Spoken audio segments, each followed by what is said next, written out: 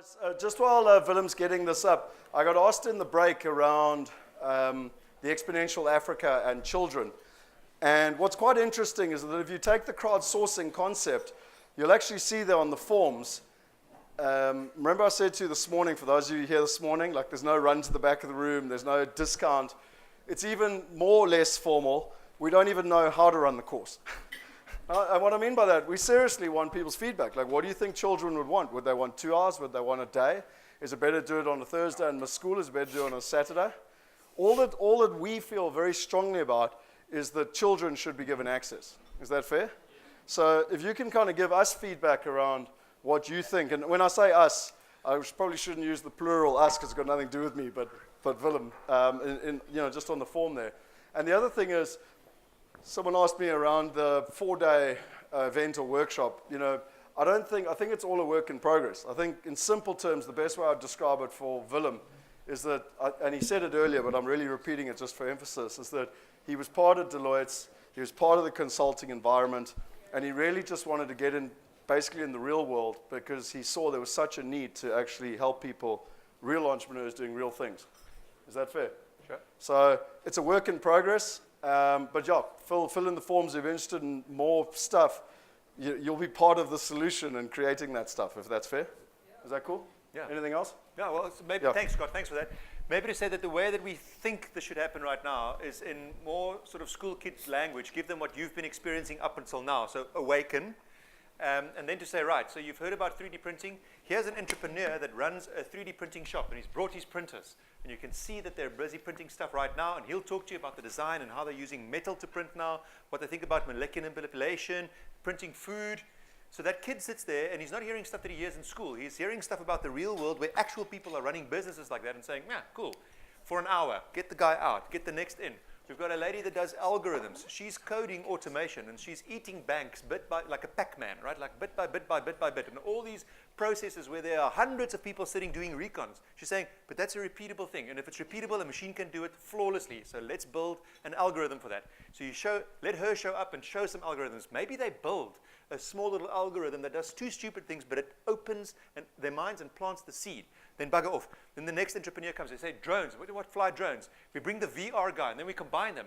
Why don't you wear the VR to control the drone, and you fly the drone as the 16, 17, 18-year-old, however, I don't know what the right age is. We think high school. And you go fly that. And it's an experience combined with a technology exposure that allows for this changing of mind. Because if we don't drive it, I don't think the institutions will, because they're incentivized to keep it the way that it's working right now. Right? So, as Scott said, we're trying to crowdsource this. If you have an idea for me as to when I should do this, I don't know what the price point even should be, please tell me, because I'm open to collaborating, and we want to make actual differences. So I wasn't intending on punting the institute. I know it came close to that, but we're not. This is a purpose, and I fundamentally believe that. Thank you. Oh, incidentally, just on purpose, I might also say this. So if you look at crowdsourcing, crowdfunding, the flow of cash, my thing with showing slides like this to corporates, all of this, I'm trying to make it more human-like. That one in the middle, let me just find it here. You can see this is the old echo effect of my consulting years. Part of why I got out, and I've mentioned bullshit a couple of times now, probably inappropriately much. So apologies if I'm offending anyone with the language here. But this sort of thing, yeah, it makes sense if you take time to digest it. It's very, very corporate. In all the years that I spent, and remember, I was on a plane twice a week. Then it's San Fran, then it's Tel Aviv, then it's Amsterdam, then it's Melbourne, then it's back to South Africa, then it's Cape Town, then it's Joburg. I've been looking for exponential companies. So when I met these oaks, there's a story about how I met them, which I'll tell you over beer. But when I did meet them, I thought to myself, I'm not sure that they get it. I think Wealth Migrate's full of shit. Because they say blockchain and they say crowd. And I'm like, I haven't met people that know what that means locally. So are the words and the high-level stuff and the definitions.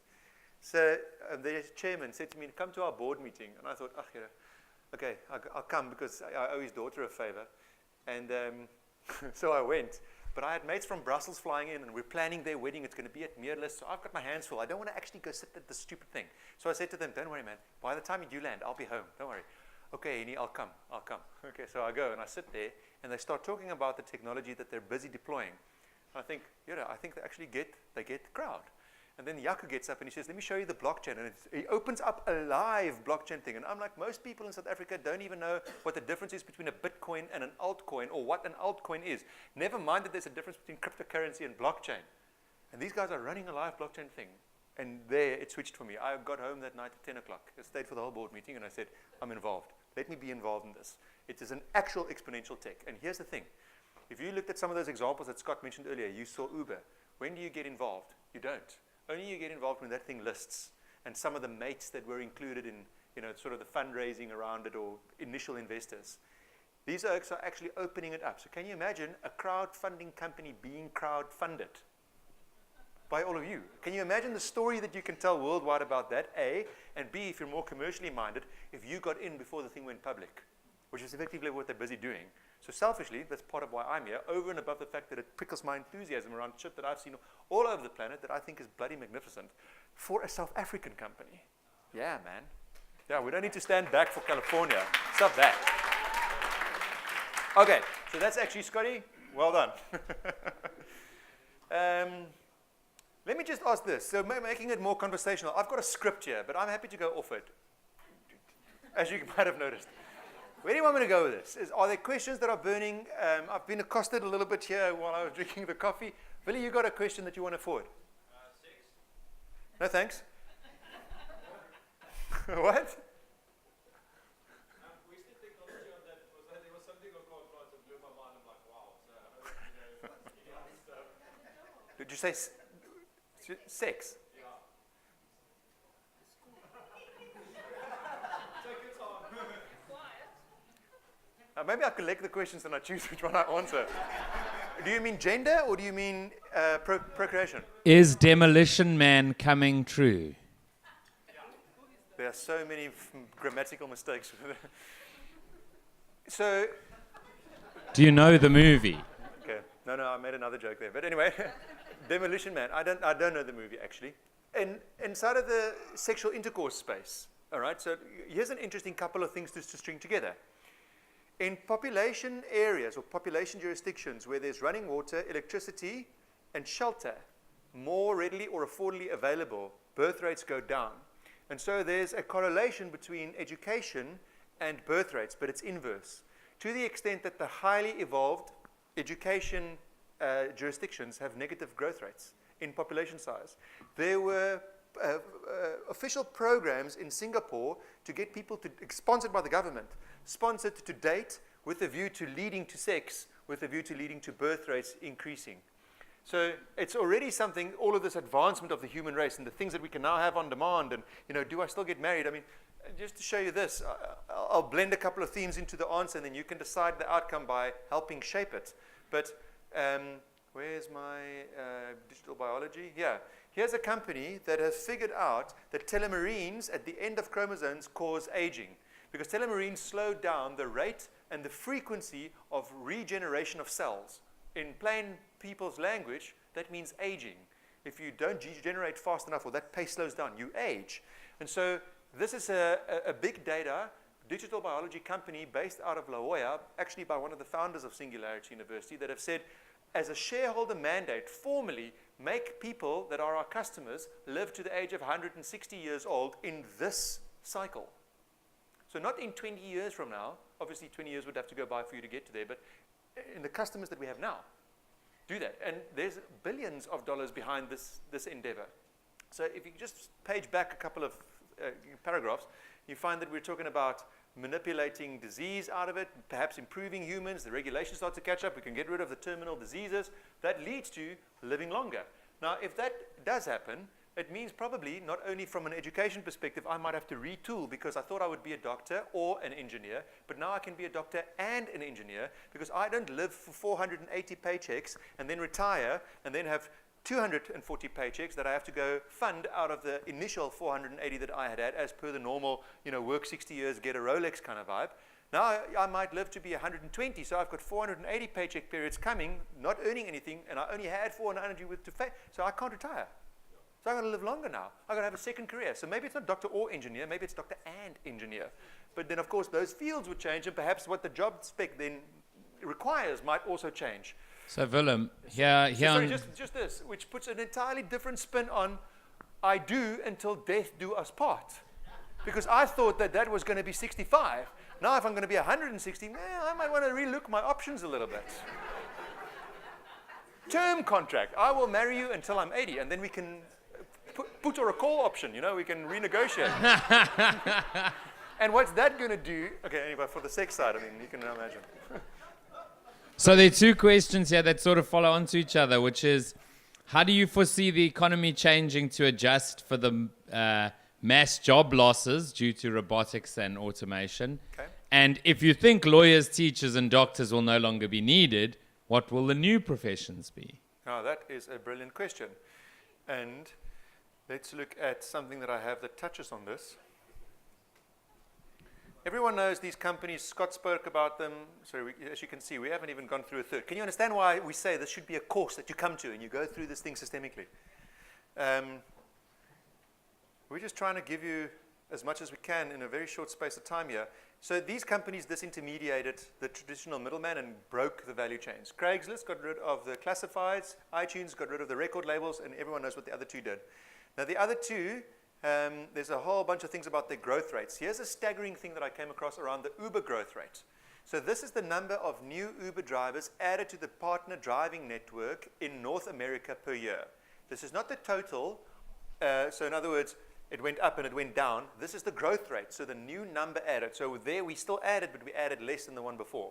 Check it this. It kind of looks exponential, doesn't it? This thing tells you that in January 2015, 40,000 people were added to the Uber driver partner network in North America alone. They will take our jobs as taxi industry. They will kill us. Wait a minute. Have you considered becoming an Uber driver, offering a better service and a safer service to consumers that are demanding that service, as opposed to standing kicking against the change because it's going to unsettle your comfort zone? That's just a mindset. That's not killing a job. That's repurposing a job. In the robotic space, okay, so now these oaks pack the factory, right? That's been happening in Amazon for a long time. That doesn't mean that the jobs just crash. Crowdfunding created 380,000 new jobs in the first quarter of 2017. Jobs that didn't exist. So yes, there are some jobs that are being repurposed and that will fall away because they're become irrelevant, but new jobs are also created. So careful again of falling into the linear trap of these jobs mean automation, which means that people don't have jobs. It is in the pockets that we artificially protect that we find that the greatest risk exists. There is a story. Kevin, I'm going to just, a little bit of script here, all right? I sit at a Singularity University forum, alumni. And Musk, one of our compatriots, have these forums where they redefine industries. And one of the ones that they look at is space. This is a long time ago. And inside of this, they get mind frames that are foreign to come and challenge the norms by virtue of the fact that 30 years worth of NASA engineering will give you 30 years worth of reasons why it should stay the way it is. Now, what do you think it costs to launch a space shuttle? Yeah, ish. Large numbers. 400 million? Anyone else? Who thinks it's like 30? Okay, the way I say it, of course not. 680 million US dollars to launch a space shuttle. Why? Because 2/3 of the thing I lose because I burn it. Okay, I can't amortize that again. It's once off. And all the staff and the safety and all the infrastructure that goes around the launch. So if we get 10% better, hell, if we get 20% better at the aerodynamics, which account for 10% of the cost of this thing, translating back to fuel, then we would go from 680 million to 632 million. That's not going to make this thing broadly adoptable. So what if we've got 10% better fuel? Well, then we go from 632 to sort of, what is 10% of 63? So it comes to 6580 something. It's not changing the game. It's merely eking out efficiencies. That's not going to cut it. So let's get some strange oaks in here. So in walks this young guy, NASA engineer sitting around the table, and this oakie with earrings. I know this is Cape Town, that's not weird, but earrings for a Transvaal guy, okay, and tats, and a ponytail, and the jeans that kind of don't really cover what it should cover, and he's walking into the room with like a bit of an attitude, all right? So he sits down, I'm watching this. He's got 45 seconds as a sum total of space industry experience, and those are the 45 seconds that he took to get from the door to the table. That's what he has as exposure. So he sits, and these guys start to talk. Rockets, aerodynamics, yield per pound of fuel, aerodynamics, all sorts of engineering babble. It goes on for about 30 minutes. And this guy's just he's sitting with his feet sort of on the table, rocking the chair, and all these other, old dressed oaks, they're sitting there having this conversation. So then at some stage he gets a bit irate, and I watch this and he says, excuse me, excuse me, excuse me. Very dramatic. How many people are we sending to space? And they say, 5. And he says, okay, so that's like this corner of the room here. There. Why is the thing that we're sending them in the size of this building, if that's the number of people we're sending? And these guys, irritated by this, obviously wet behind the ears, slightly arrogant snot nose, okay? And they give it a bit of an eye roll, and they say, haven't you been listening? Okay, there's fuel that you need to add to burn, to lift off, but the more fuel you add, the heavier it becomes, the more fuel you need to lift off. The more fuel you put in, the heavier it becomes. Parabolic relationship, because there's a slight diminishing factor at the apex of this thing, a little bit of safety, that's how much fuel we put in. And the Okie says, so that's, if you don't mind my drawing an analogy, that's like saying, you're going to have a baby, and when it's born, you're going to give it a suitcase with all of the clothes that it'll ever wear. And as it's moving around, going about its life, it's got to live from this suitcase and then chuck the others away. That's a heavy burden. Why don't you just get the baby a credit card? And so as and when it needs clothes, it buys it and it wears it. No suitcase required. NASA engineers, that perspective, not compatible, tension in the room goes up, and they say, haven't you been listening? How the hell would you do that? And this Okie, now seeing his gap, switches into full cockiness mode, and he says, now rocking back, so you don't know who I am, do you? And now you can see the engineers going, running through the calculation. There's something that we don't know that is causing the risk matrix in this room to change a little bit. Now they're a little bit more apprehensive. He says, we haven't even introduced ourselves. Now he's super cocky. He says, you know who I am? I'm Sergey. So Sergey is actually a first-generation American-born ex-Serb that is now in the graphic design. But when he was a youngster, 15, 16, he had created a modem, which we think is the thing that you plug into the wall that sings that funny song before it connects you to the internet at 14.4 BPS. It's not. Modem stands for modulate, demodulate. So he's built this modulator, demodulator that you stick into a wall socket and it checks electricity, turns it into microwaves. You can send it from one node to another node, catch it, reconvert it, demodularize, stick your cell phone in and charge it. And he did this between 2 islands of Hawaii, and he had a helicopter that made sure that the thing was aligned, and they had this as a Discovery Channel documentary. You can watch it tonight. That's who he is, and he explains to them, I'm the guy that moves electricity wirelessly. Musk listened to this and says, holy shit, we've just changed space flight because now I don't need to pack the suitcase. I can send the energy to and from the ship as and when it needs it, which means I fundamentally have reimagined the value chain of launching a rocket. And since then, how many companies have you seen cotton onto this and are now trying to land rockets because I'm going to reuse and reuse and reuse them as opposed to send up, burn, and it's gone.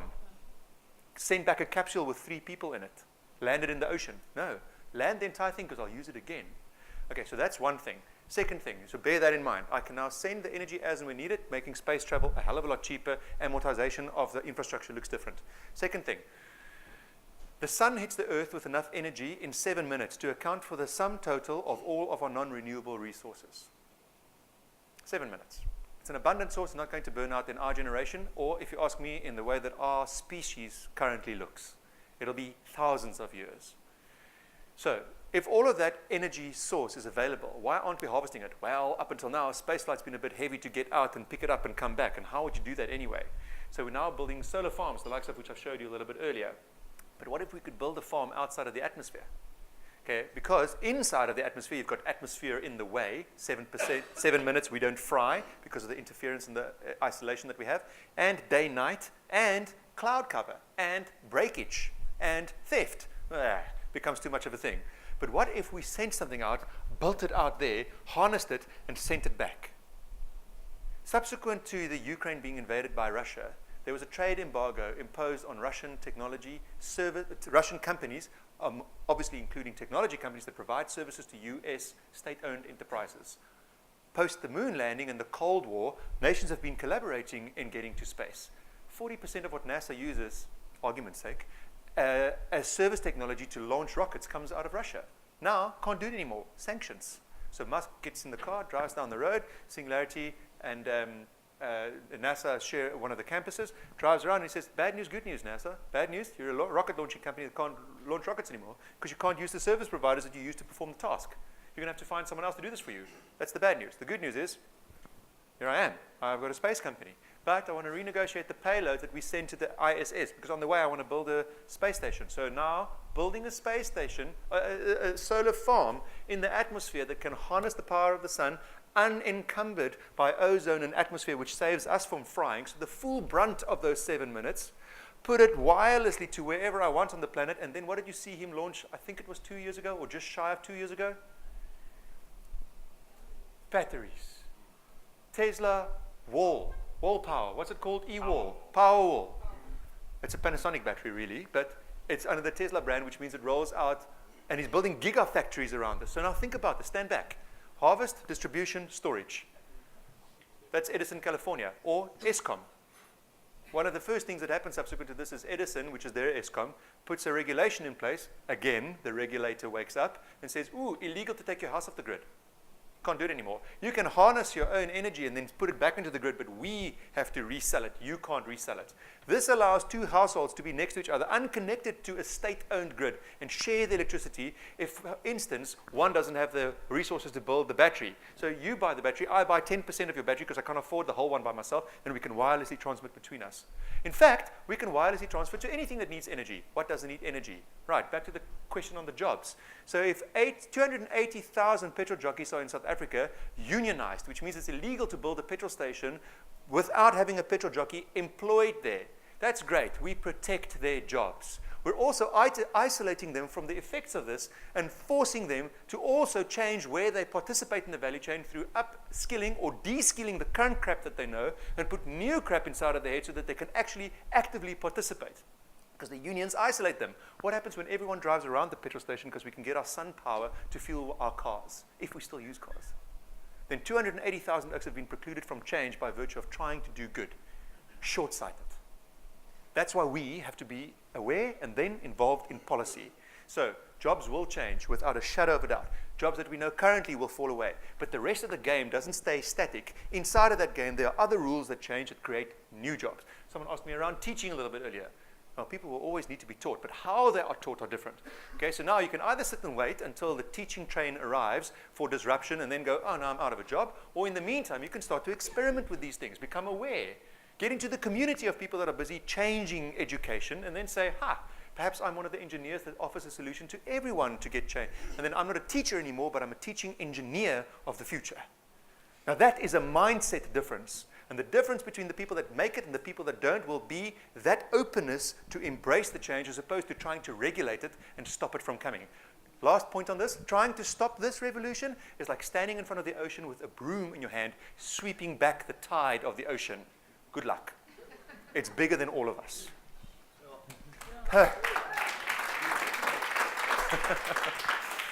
Okay, sorry, that was a bit of a soapbox, Kevin. I'm surprised a little bit, yeah, you didn't a little pounce bit, on a me little earlier.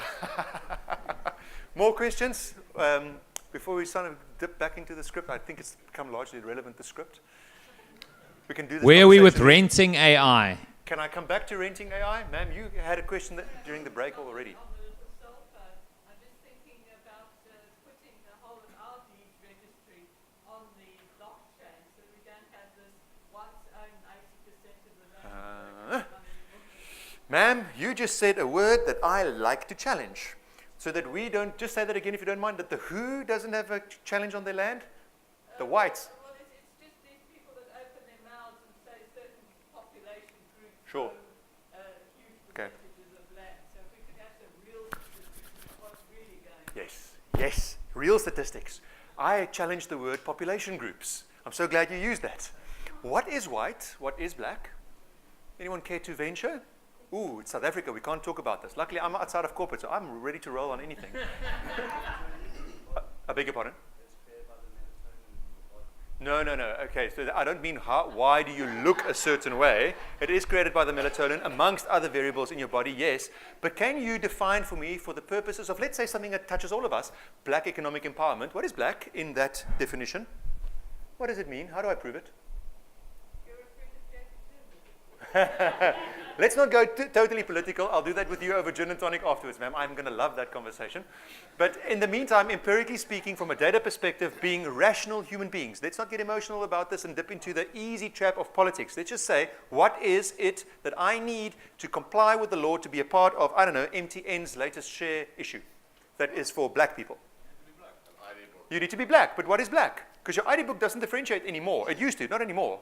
So you're just born. Okay, and there's a photo. Now, I don't know if you've seen all the photos that they use in the State Department. They're not all that great. So sometimes on the photo you can't tell. When I was at Deloitte, the Cape Town office had a very close colleague of mine that I'm still befriended with, Lushane Abrams. Lushane is fairer in complexion than what I am, but she's colored. She says she's colored. How does she know she's colored? How do I know that I'm white? Am I white? Not necessarily, sir. That is the right answer, because now, check your DNA. There is empirical evidence sets in the world that exist today that all of us have got access to. I can do a DNA test, and so I did a couple of years ago. I think it was 2.5, 3 years ago. Turns out that one of the reports, as they gather more and more and more information about the different types of DNA out there, and the AI and the machine learning is looking at this, is finding out some interesting things about us.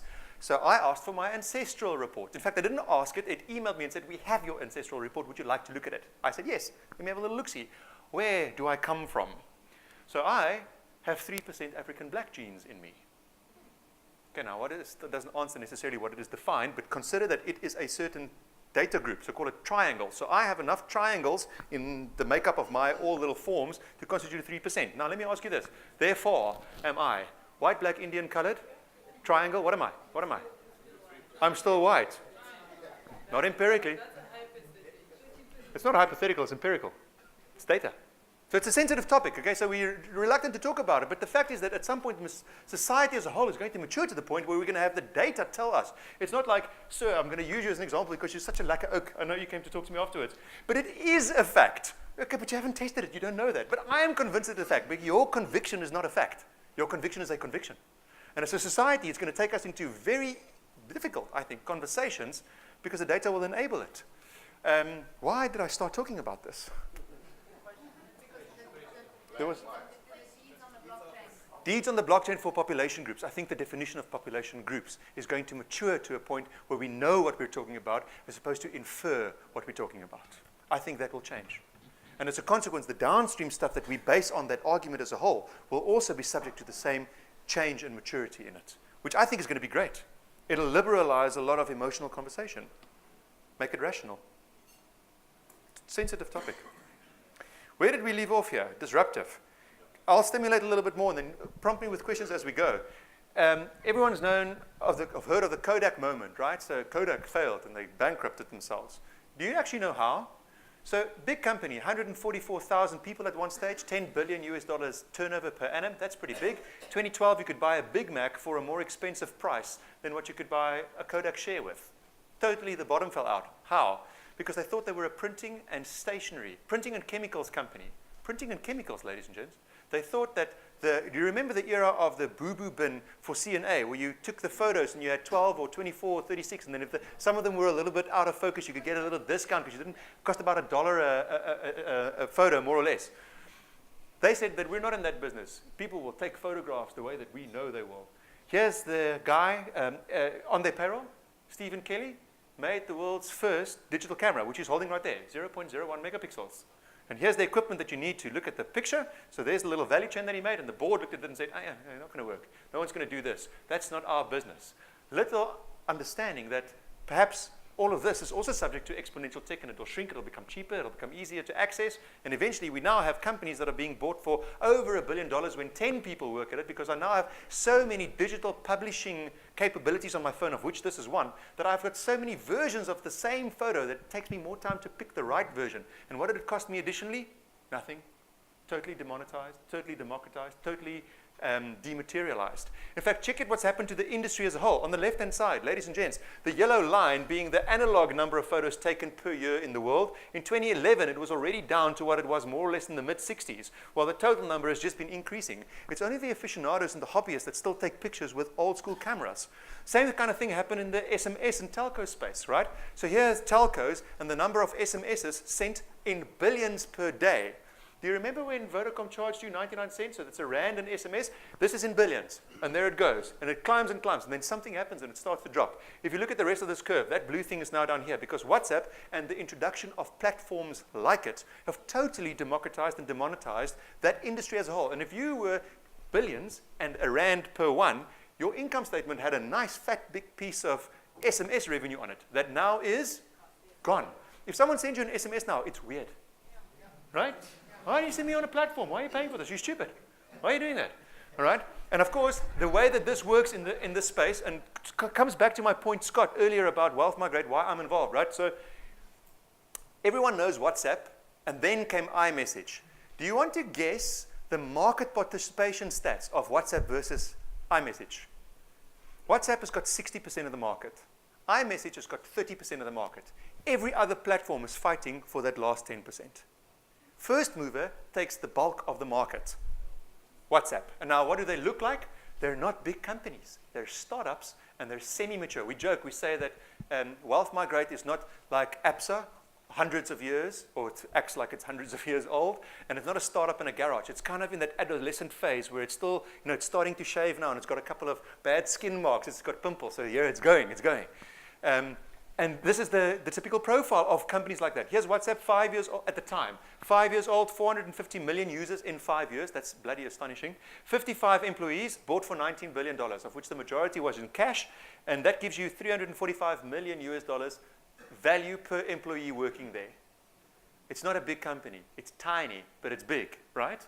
So check the competitor, the guy that's been there, sat in the seat, 23 years old, less subscribers, multiple X of the same number of employees, so 93,000, worth 128 billion. Yes, it's worth more, but the per capita is way down there. Same thing is happening in a variety of spaces. Think of banking. I added this morning. If you haven't seen it, Scott, here we go. All right, this is the number of complaints registered in a variety of different banking products over the last 5 years. What do you notice as the trend? That consumer that we spoke about earlier is saying, no, I don't need this crap. Out of this, so look at this, bank account service delivery, it's doubled over the last 5 years. Consumer loans, it's more than doubled. Credit cards, 19% to 26% overall. Credit reporting, through the roof. Mortgages, I don't know why. I think it's because the term of the product is way, way longer. So that's probably why it stayed. Student loans, more. You saw fees fall also. But this is not just South African. This is globally. But I think the young generation has also become way more vocal and is way more connected than what we were. Can you remember sitting on Jamie's steps back in the day protesting apartheid? Great to have done that. But it was an isolated group of individuals that connected with each other, if they were lucky, using things like telegrams.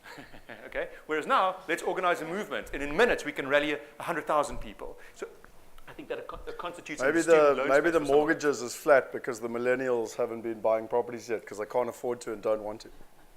Yeah, that's very possible. Or my dad that doesn't have a smartphone is in the mortgage space, and he can't connect with a whole bunch of other people and voice his complaints. He thinks that Hello Peter is still the way to go complain digitally. Oh, Dad. Okay, so a lot of things are happening in the banking space. They're becoming more and more digital. We saw it with currencies. And if you're at the dinner tonight, I'll talk extensively about Bitcoin and cryptocurrencies and what's been happening over the last while, regulation around it, where I see it going. The consequence of which is that lots of companies and individuals are now starting to say, perhaps I need to relook it. So, ma'am, in teaching, everyone else in other industries that have been affected, doctors, engineers, this is an endeavor by a bank. I actually used to look after them. I'm not sure if this is the right answer necessarily, but I do know that they're trying something. Because the surefire way of being consumed by the disruption, so getting the short end of the stick, is to do nothing. And this is at least trying to do something about it, which I think is the noble thing. A quick interesting thing, another competitor or big behemoth that has actually realized what to do about this, because now can the big companies change? Think about this. And when I retired now, I had to do something with my pension contributions up until now. So what do I do with it? Because I've got a number of years before legislation allows me to retire, even if I somehow manage to orchestrate an early retirement. So what do I do with it? What about Old Mutual, right? My dad says. And I said, okay, Laka, I can look at that. So look at their products, look at the fees. Ooh, big fees. But they have a balance sheet that has near 300 billion rand behind it. So if something happens, they won't fall over. Will they? So I'm starting to doubt that. You know what I mean? So what do you do now? Because now you're personally invested and you sense that something's going to change, but you don't fully have a tested alternative to it. What the hell do you do? So a lot of the big corporates in the US, this is the learning that I bring back from there, have started these little experiments. Here's an experiment from a company by the name of Modern Meadows that extract DNA from cows and initially started by building leather products from it. So leather without the cow. It's called cellular agriculture. I grow it. Okay, so now the thinking around this is, and there's an example of where you get to this university and they make you eat 2 patties, 2 burgers. They've got patties in them.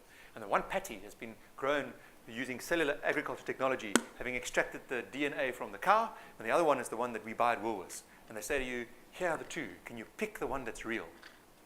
Of course, that's a trick question because they're both real. But it comes from the DNA of a cow. So I tell the story, and the CEO said to me, but how did it taste? It tasted exactly the same because at an atom level, at a molecular level, these two pieces of meat are exactly the same. That's where the artist in one of the previous sessions says to me, they're not the same because the one never had soul. Yeah, he's got a point, right? He's got a point. Be that as it may, the first burger will cost $100,000 to make. All the research, development, lab, yada, yada, yada. Second one, feed 2 people, 50 grand. Third one, 33. Fourth one, 25. And so the thing carries on. And perhaps this means that we're on the brink of being able to solve hunger, at least as a humanitarian challenge, by virtue of using technology for the good of it. So not just taking jobs, the robots are going to kill us, they're not going to like us, AI is going to automate my job, the lawyers and the judges will be electronic. Hell, there's a lot of great things that we can achieve with this technology as well. And again, it's a perspective of mind frame. You choose to embrace it, even though sometimes it makes you a little bit uncomfortable. Or the alternative, which I think holds way more opportunity. Willem, that goes into this question, which says, if you slow down aging, improve medicine, prolong life, does that, sorry, whoa. How does overpopulation? My brain is... The more advanced we become as a race, in every pocket where advancement has been measured, the lower the birth rates. There is a book called Abundance and another book called Bold by one of the founders of Singularity University called Peter Diamandis. So if you do make a note and you like to read this stuff, I highly, highly recommend. Start with Abundance. It's an easier read. And it talks about this era in which the basic needs of man, woman, and child are met by virtue of technology. So think shelter, we showed you 3D printing. Think food, we show you the DNA extraction. Think medicine, it's becoming very cheap because 16-year-old kids are now making $2 pancreatic cancer detection systems. So all of our basic needs taken care of. Let me show you something which I think is going to happen.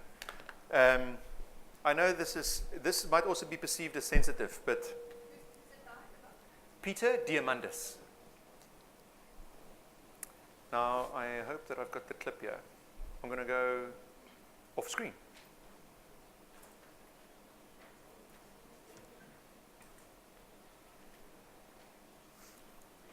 There must be a faster way to do this. Okay.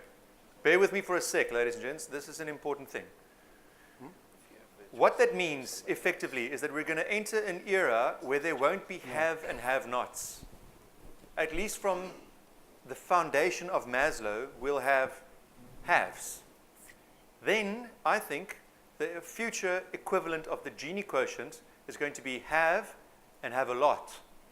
Not have and have not. But there is... Whoopsie. My KZN friends have been playing with my background on my... no, fuck it. Okay. Let me show you this.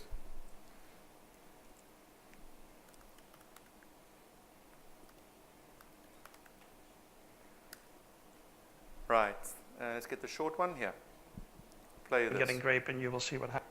So let me just get the context here. Have and have nots. Have and have a lots. Remember my comment around walking in here and being judged, the 7 seconds that you took to form an opinion of me? Do you remember when we said that we infer our bias onto the data and then we suffer confirmation bias because we have one thing that comes out and we say, lekker, see, I told you so, negating the fact that 99 other instances or samples showed you something different. So human bias, bias confirmation and judgment. I think this have and have a lot scenario is not going to play out well.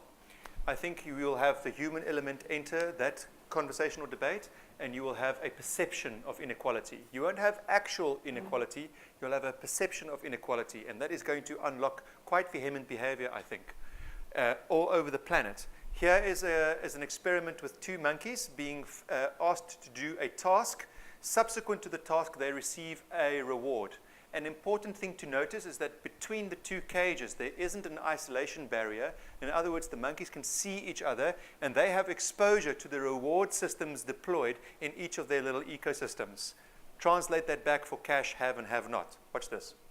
Getting grape, and you will see what happens. So she gives a rock to us, that's the task. And we give her a piece of cucumber and she eats it. The other one needs to give a rock to us. And that's what she does. And she gets a grape. And she eats it. The other one sees that. She gives a rock to us now, gets again cucumber.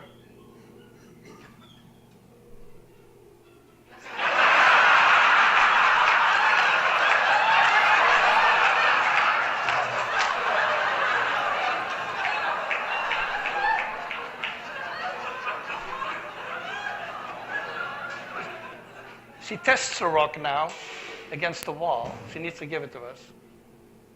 And she gets cucumber again. Okay. You get the gist of it. We laugh at it because it is presented in quite a humorous way, but just see what's happening here. Perhaps less noticed, but I'm going to draw your attention to something. See, the other one sees that. Look at the vehemence of the monkey. Yes, anger, exactly right. Check at this. It's going into a physical act of trying to rectify the situation. I don't think have and have a lot is going to solve the have and have not emotion that exists. We're going to have to find a different way of measuring that. My hope is that the human evolves with this change to the extent that what we value starts to differ, so that it doesn't matter whether I have a Bentley or a Corolla. It matters that I'm fulfilled. And in the space where a lot of our jobs will be automated and we'll ask ourselves, what do humans need to do? My sense is that we'll have to rediscover purpose. And my hope is that with all the real estate that we unlock because we're using VTOLs as opposed to parking lots, that us as humans will deploy our time into rekindling things like relationship and love and purpose and fulfillment, and that those would be the things that we strive to achieve as opposed to looking at whether or not I wear a Breitling. That's my hope, personally. I want to just show you one other thing while I'm going off script. What the hell, we're there. And this is generative design, which is typically something that I would more talk about tonight at the Wealth Partner dinner. Generative. Remember my earlier conversation around what I think people will do when it comes to, and I think I used the example of architects. So let me just pause this for a sec. Ladies and gents, what Autodesk does, or what they did 20 years ago, I was at high school and I was playing with computers, and this was a company that allowed you to draw a picture on one end of the screen, let's say a circle, and then you drew a triangle on the other end of the circle, and then you would say, other end of the screen, and then you would say render. Now render was the word to say, take this shape here and turn it into that shape there, over there. So it would move this thing and it would morph as it would go. And that was like the first animation piece that we used to get things into Pixar and Toy Story and the like, that sort of thing. Now, Autodesk sits on Pier 9 in San Francisco, and I happened, literally by happenstance, to walk past their offices, and I saw a guy that I knew, and we started talking. He said, have you heard of generative design? You're in exponential tech. And I said, ashamedly, I must answer no. I don't know what that is. He says, strap your seatbelt on. I'm going to take you on a ride. So we walk up, and these guys roll out this example here. Let me play the example, and then I'll explain a little bit as to what happens. These designs that you see over here, let me rewind a little bit, and I'll put the thing on mute so I talk while it plays. Effectively, this is putting a whole host of sensors onto something like a car. And then the engineers take this car and they drive it in a variety of different conditions, and the sensors measure the outside conditions that this car has been exposed to. So force, temperature, speed, collision potentially, all of that stuff. And then they have that as a data set, and they give that data set to artificial intelligence and infinite computing power, and they combine those exponential technologies, and they say, if the car needs to transport 4 people, put some bags in the back, and be able to do 600 kilometers on a tank, and basic variables to limit the thing, what would you design, AI, as a car? And then it takes, what materials do you want me to use? Let's say glass, plastic, titanium. And it takes a blank sheet of titanium and it starts to shape it. Hundreds of millions of permutations of what this thing could look like. And then you introduce the glass. And then, of course, it triples the number of permutations that you can have. And then you introduce the other material. And so this thing just runs through billions and billions and billions of these different material combinations to come up with design. Now, that is quite staggering. So I sit in this meeting and I say to the oak, whoa, That changes everything that's designed. Now, just pause. What in this room isn't designed? Okay, make that point. And I say to him, tongue in cheek, hey dude, have you tested God's work? He says, what? I said, yeah. Have you put sensors on a human or a series of humans and collected that data and said, like, how good is the architecture here? And he smiles and he says, yes, we did. And he whips up the rendering files and he shows me. The AI thinks that the design of the human as to where it's evolved to now is like 97% efficient. That's a pretty good engineering feat if you think about it, which poses a whole series of other questions which I'm not going to open because that gets really sensitive, right? And then he says to me, but you wanted to open this rabbit hole, so let's run at this now. Now, you can see my enthusiasm, but now I'm also getting a little bit scared like those NASA oaks, because now I thought I would pose a question to catch him left field. And he says to me, okay, you want to go left field? Let's go all the way left field. Willem, how many people do you think in the history of the existence of the human race has ever looked at the design of a building? Now, if you were posed that question, what would you answer? How many people do you think in our collective existence has tried to design a building? But remember, because we say parking lot if it's a high-rise, parking lot, foundation, pillars, platform, pillar, platform, more or less. Some round, some square. We've got some variation. Different heights. But how many people do you think? Do you think it is 1 million? Yeah, I also think so. I think upwards of that. I think 10 million? Maybe 100 million. Let's roll the dice and we say 500 million people in the history of all of our race has looked at how to design a building and has thought of something and has ultimately culminated in what we see today as cities. These oaks are sticking sensors into all of the downtown areas that they could lay their hands on, aggregating data as to the conditions that exist inside of those cities. So in San Fran, there's ocean, for one, all right? In Dallas, there isn't. So what does ocean do to the environmental data? What does the wind do? What does the soil type do? What is the depth of the thing? What does the San Andreas fault do? What does the number of people do? What does the traffic do? The noise. And they take all that data, and now they're saying to AI, why don't you design the building for us? Now, I don't have the clip here because they didn't publish this, but it's on another laptop. I'll show it to you if you come to the wealth, and I'll try to find it in time, where buildings are being designed that look nothing like what we think a building should look like. Much like the cars that you saw, they look nothing like the cars that we think, the way that we think a car should look. And now, okay, this is fantastical, because what that means is the 400 billion options that you are given as to a design. A human, I think, is going to sit in that and say, well, this will sell if it looks like the following. Perhaps there's some data around that you also deploy, but the aesthetics of the creativity judgment choices are, I think, where the human will play a role, as opposed to the actual design, because that we've now automated in its entirety. So new jobs being created, perhaps allowing us to tap deeper into our creative selves. In the meantime, until we get there, because you can see we've got this constant conundrum of where we are now, where we thought we were, where we actually are, where this is going one day, and then what the hell to do with the meantime. This meantime thing is what's killing all of us. It's burning questions. Airbus have started now to say, can we not redesign planes? Okay, so here are some materials that we think should be used, given the safety regulations as the environmental thing and what an airplane does when it takes off and it lands. Those are the environmental strains. Make us a Boeing.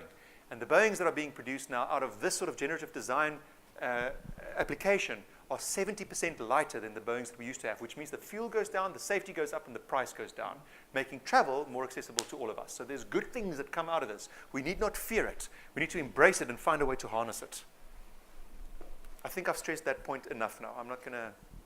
Okay, Scott, I think I'm about to wrap up. I wanted to leave you with a future scenario to think about. So we've spoken about the technologies predominantly and where they are, where they could go, and we've touched on where industry could go. Here's a value chain that I think this is subject to disruption now. So devices at the top called wearables. Apple Watch tells me my heart rate, tells me my calorific burn rate, how far I walk, how fast I walk, how well I sleep, a whole bunch of data around me. Okay. The next version also, I saw Tim Cook wear one, measures blood sugar level. So that's obviously in an attempt to treat diabetes and the insulin administration of a diabetic. Now, all of the main companies inside of this space are listed, and they've got hundreds of millions of users. Every single one of them in the innovation lab has got a prototype ready that's not called a wearable, but an insidable. So it goes under your skin. And networks and sensors are also an exponential technology, which means the things that we're able to measure can also increase exponentially. So now I can measure serotonin, oxytocin, testosterone, blood sugar levels, a variety of things that make you a certain profile of either healthy or unhealthy. So now, Go with me on this.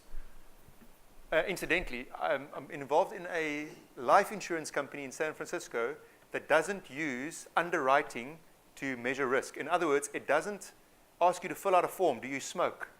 Do you gym? Vitality. Okay? It doesn't do any of that. It gives you a pill. And the pill is the size of a grain of sand. And you swallow it, and there's about 100 nanobots inside it that deploy to different parts of your body that take measurements of the health of those different parts of your body and tell it back to the phone, and the phone tells us, and then we measure your risk and therefore your premium based on your actual health. Okay, so wearable becomes insidable, becomes ingestible. That's wild. Now imagine I've got enough of that data for the planet as a whole. I stick it into the cloud and I let AI, machine learning, robotics, whatever you wanted to call it, because now the names don't matter so much anymore. And I say, you find me the data. And then we know that a 35-year-old male working in banking that exercises like this, drinks water like that, drinks alcohol like this, has sexual activity profiles like this, and everything about your vitality that we look at, we know that a heart attack is going to happen in 7 days from now because the data knows that it's going to happen, much like knowing that a woman is going to be pregnant by virtue of her shopping habits changing. And so 3 days before the heart attack occurs, we deploy preventative medicine with the use of a drone, and we prevent that inflection point from happening in the first place. I showed this to a big pharmaceutical company in South Africa that's also a global player. They said that is never going to happen because we said to them, think about this.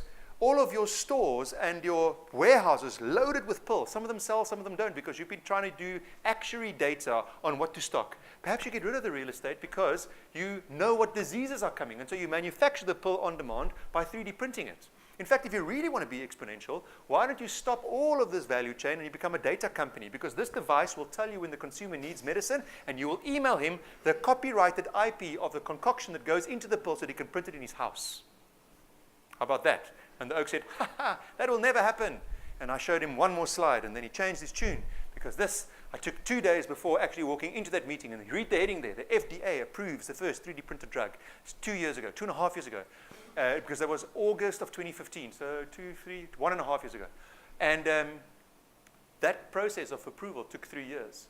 And it's not one company that's in the approval process. There's multiple companies in the approval process, which means that multiple more companies are approaching the approvals process. So if you think as the big one, the big company, the big pharmaceutical company, nothing's going to change because we control it. It's already changed. It's happening all around us. There's another clip here of driverless trucks that deliver this stuff just to drive the point home. I mean, we can go on and on and on. We can talk about how deceptive it is. At this stage of the game, we've had a full day. I think I'm going to call it quits. If you want maybe to do 1 or 2 questions and engage, we're happy to do that. But I think up until now, point driven home. Afterwards. Okay, perfect. All right. Scott, so then for that, I'm going to pause for now, and then I'll reconnect with you a little bit later. Let's hand it over to Scott. All right. Thank you. Woo.